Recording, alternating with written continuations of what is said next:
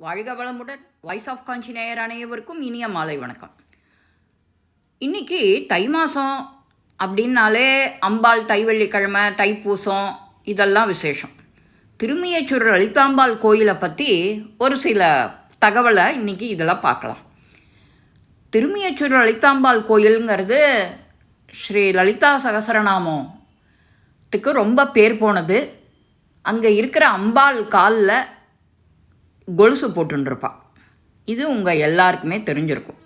இது பூர்வ ஜென்மத்தில் புண்ணியம் செஞ்சுருந்தால் தான் அங்கே வர முடியும். இந்த லலிதாம்பாள்ங்கிற திருநாமத்தோட அம்பிகை குடியிருக்கிற இந்த ஆலயம் பார்க்கறதுக்கு ரொம்ப அழகு, சிறப்பு. மேகநாதன்கிறவர் சுவாமி.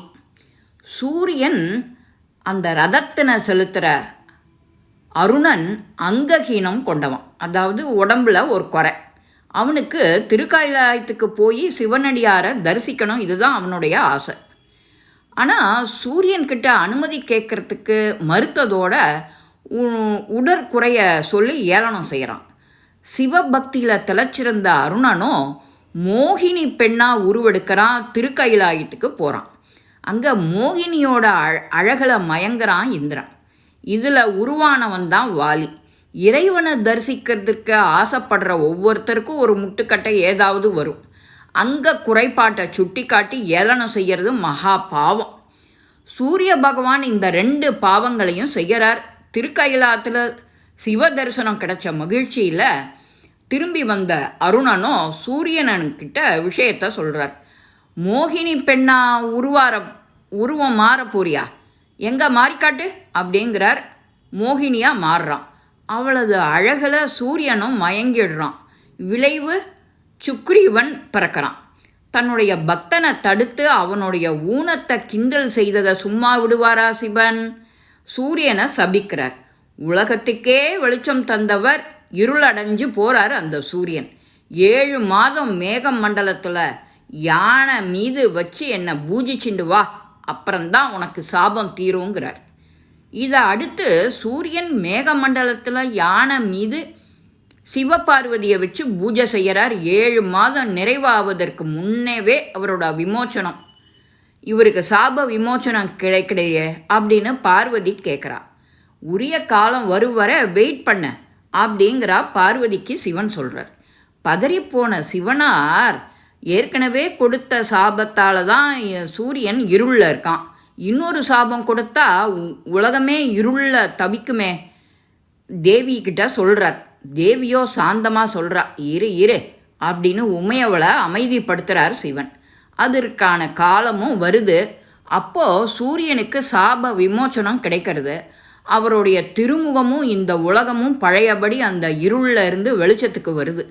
சூரியனாருக்கு அருளிய அந்த ஈசன் மேகநாதருங்கிற திருநாமத்தோட கஜபிருஷ்ட விமானத்தோட கருவறையில் எல்லாருக்கும் அருள் புரிகிறார். அந்த திருத்தலம்தான் திருமியச்சூர். இங்கே ரதசப்தமி ரொம்ப விமர்சையாக கொண்டாடுவா. இது ஒரு மாதமும் சித்திரை மாதம் 21லேருந்து 27 வரைக்கும் சுவாமியை தன்னோட சூரிய கதிர்களால் பூஜிக்கிறார் சூரிய பகவான். திருவாரூர் மாவட்டத்தில் இருக்குது இந்த திருமியச்சூர் தலம். இந்த தலத்துக்கோ ஏகப்பட்ட பெருமை உண்டு. அது ஸ்ரீ சனீஸ்வரர், யமதர்மர், அருணன், கருடன், வாலி, சுக்ரீவன் அப்படின்னு இந்த 6 பேரோட அவதார திருத்தலம் திருமியச்சூர். இப்பேற்பட்ட திருமியச்சூர் தலத்துக்கு ஆந்திரா, கர்நாடகா, கேரளா எங்கிருந்தெல்லாமோ பக்தர்கள்லாம் தினமும் வந்த வன்னிக்கும் இருப்பாள். அந்த பக்தி பொங்க எல்லாரும் அங்கே தரிசிக்கிற அந்த ஆலயத்தில் லலிதாம்பாள் நாயகி தான். இங்கே லலிதா சகசரநாமம் பாராயணம் செஞ்சு அவளை மனமுருகி வேண்டிண்டா இங்கே பலனை உடனே அனுபவிக்கலாம். மன பாரமெல்லாம் தீந்துடும்.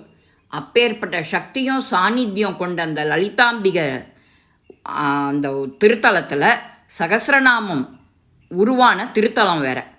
இப்பேற்பட்ட திருத்தலத்தில் நீங்கள் அந்த பாராயணம் பண்ணினா உங்களுக்கு எப்பேற்பட்ட பலன் கிடைக்கும்னு சொல்கிறதுக்கே இல்லை. இந்த பூமிக்கும் மக்களுக்கும் இந்த ஸ்ரீபுரத்தில் சவம் செஞ்சால் உக்ரம் தனியும்னு சொல்கிறார் சிவபெருமான். இதை அடுத்து தான் லலிதாம்பா ஸ்ரீபுரத்துக்கு வரா. அங்கே கடும் உக்ரத்தோடு தோன்றிய அந்த லலிதையோ சகசிர கோடி வருடங்கள் அரக்கனோட யுத்தம் செய்கிறா. இறுதியில் அவனை அழிக்கிறா. ஆனால் லலிதையோட கூந்தல், கண்கள், கன்னம், நெற்றி, பாதம் அப்படின்னு அவளுடைய அழகை வியந்து சொல்கிறது தான். அடாடா இத்தனை அழகா அப்படின்னு நாமளே அந்த சகசரநாமத்தில் வந்திருக்கிற மாதிரி அவ்வளவு பொருந்தும். 8 தேவதைகளும் அந்த சோஸ்திரத்தை பாட பாட பாட உக்ரம் காணாமல் போய்டுறது. அவளுக்கு சாந்தம், கருணை இதெல்லாம் வந்துடுறது. இன்றைக்கும் உலகில் எந்த மூலையில் இருந்து கொண்டு சகசரநாமத்தை பாடினாலும் அவளுடைய சகல தோஷங்களையும் நீக்கி சகல ஐஸ்வர்யங்களையும் தந்து மகிழ்விக்கிறா. இங்கே சதாசிவலிங்க பீடத்தில் ஸ்ரீசக்கரத்தில் நின்னபடி அகில உலகத்தையும் ஆட்சி செய்கிறாள் லலிதா. வருடம் முழுவதும் தேர் கூட்டம்தான், திருவிழா கூட்டம்தான் லலிதாம்பிகைக்கு. அன்னப்பாவாடை சாத்திர வைபவம் வருடத்தில் 3 முறை. நவராத்திரி அன்னைக்கு விஜயதசமி, மாசி மாதத்தில் அஷ்டமி, வைகாசி பௌர்ணமி. இந்த 3 நாளும் அன்னப்பாவாடை. அதுதான் அதை பார்க்கறதுக்கு வெளியில் மாநிலங்கள்லேருந்து வந்து குவிவா. சக்கரை பொங்கல், புளியோதரை, வெண்பொங்கல், பட்சண வகைகள்லாம் ஊற்றி நெய்யை ஊற்றி குளம் மாதிரி ஆக்கி அம்பிகையின் சன்னதிக்கு அந்த முன்னாடி வச்சுடுவா. அந்த அழகு ததும்புற அந்த அம்பிகையோ அந்த பிரதிபலிக்கும் அந்த நெய்யில். இது மகாபெரிவா, இது சாதாரண தலம் இல்லை, ரொம்ப உன்னதமான புண்ணிய க்ஷேத்திரம். பூர்வ ஜென்மத்தில் நீ புண்ணியம் பண்ணியிருந்தா தான் இங்கே வர முடியும். அப்படி வந்து தரிசித்தா 7 ஜென்மத்துக்கும் உங்களை காப்பா இந்த லலிதாம்பா அப்படின்னு சொல்லி ஸ்ரீ பெரியவா சொல்கிறாளாம். ஓம் ஸ்ரீ மாதா ஸ்ரீ மகாராஜ்ஞி ஸ்ரீமத் சிம்ஹாசனேஸ்வரின்னு நாமளும் அனுதினமும் பாராயணம் பண்ணி லலிதாவோட அம்பிகையோட பேரருளை 7 ஜென்மத்துக்கும் நாமளும் வாங்கி இந்த பதிவையும் எல்லார்கிட்டேயும் கொண்டு போனால் எவ்வளவு நன்னா இருக்கும். இந்த பதிவு உங்கள் எல்லாருக்கும் பிடிச்சிருக்கோம். லைக் பண்ணுங்க, ஷேர் பண்ணுங்க, பெல் பட்டனை கிளிக் பண்ணுங்க, சப்ஸ்கிரைப் பண்ணுங்க, கமெண்ட்ஸ் பாக்ஸில் கமெண்ட்ஸ் போடுங்க. ஸ்ரீ மகாபெரிவா திருவடிகளே சரணம். நல்லதே நடக்கும். ஆனந்தமாக இருப்போம் நண்பர்களே. வாழ்க வளமுடன்.